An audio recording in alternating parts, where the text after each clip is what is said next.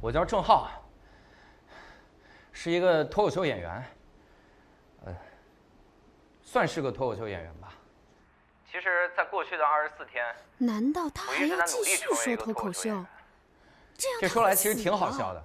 24天之前，我唯一想的就是躺平，我根本就不想努力，我恨努力，我甚至为了不努力，我都把希望寄托在传统习俗上了。我每次贴对联，我们家的上联永远写的是躺躺躺躺躺躺躺，下联永远是赢赢赢赢赢赢赢，横批是躺着就赢。我每次贴对联都要贴得严丝合缝、整整齐齐，回头还要告诉对联，今年你给我好好发挥，就靠你了。我甚至都开始积德了。我每次看到那些没扔进垃圾箱的矿泉水瓶，我都会捡起来扔进垃圾箱，然后对着天空，我直接就拍胸脯说：“哎，啊！”而我之所以这样，其实就是因为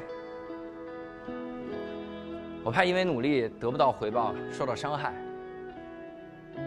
我上学的时候，其实经常被校园暴力。有一次，我正在班里跟别人下象棋，我们一个小混混走过来跟我说：“你教教我呗。”我还没来得及说话，他呱一下就把象棋盘子周在我的脸上。我到晚自习的时候才发现，我的额头上隐隐约约能看到一个炮字。我当时真的很生气，你这还需要我教吗？你不已经会当头炮了吗？所以我初中、高中的时候真的很努力，我要努力考一个好大学，我希望离开这个环境，我不想再在这种环境里面待着，我拼命的努力。结果到了我工作的时候，我又看到了那个小混混的朋友圈，我发现他竟然过得很好。他怎么能过得很好呢？他可是欺负我的那个人啊！我应该点开朋友圈之后，发现他拖家带口流落街头，上面还写着谁能给我一张郑浩演出的门票，我换了钱去给孩子买牛奶，这样才对啊。但是他过得很好，而我就因为不喝牛奶，将来就要流落街头。所以那个时候我决定开始躺平，我决定不要努力了，因为我认为不努力就不会带来期待，没有期待就不会有失望，没有失望我就不会受到伤害。24天前一切都变了。24天之前，我唯一想的就是躺平，直到我遇到一个神奇的朋友，他有一套神话一样的逻辑。他说他是我主任，他说我要是不好好说脱口秀，他就会变成西瓜。我一开始觉得离谱，但最后他真的离开了我，变成了西瓜。他还警告我，我如果再说脱口秀就会死。但是就算死，我也要站在这个舞台上，哪怕我现在讲的不是脱口秀，也一点都不好笑，我也要表达。我来这里就是想告诉所有人，每个人都可以走上人生巅峰。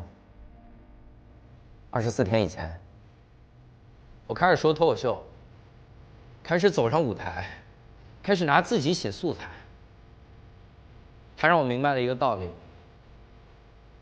爸爸离开了你，可以写成段子；妈妈不支持你，可以写成段子；痛失所爱，最好的朋友变西瓜，校园暴力，这些通通都可以写成段子。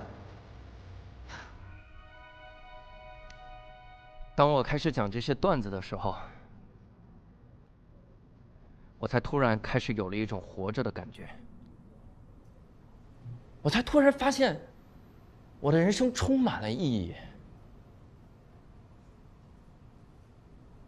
说来很好笑，过去的24天，我一直在努力的提高我的意义值。我曾经问过我这个朋友，什么才是意义值？我这个朋友说，就是人创造的价值。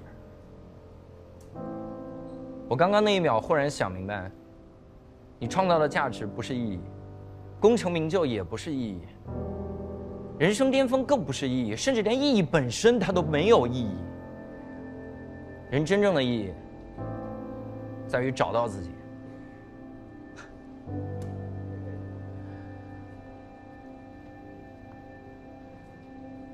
这24天我改变非常的大，我发现我开始爱上脱口秀，开始爱上舞台，开始喜欢上舞台演自己。我喜欢站在这儿发现自己，表达自己，最后找到自己。我也明白了什么东西叫做热爱。所谓的热爱，就是那个你一想到它就热血沸腾，想着如果我能为它再多活一天该多好。所谓的热爱，就是那个连你的葬礼都想要这种形式来办的东西。热爱给你带来的，可能是一个爱好，是一次和解，一个耳光，一个骂你的老头，一帮值得信赖的朋友，甚至是一个西瓜，一个你遇到了他之后眼睛就再也挪不开的人。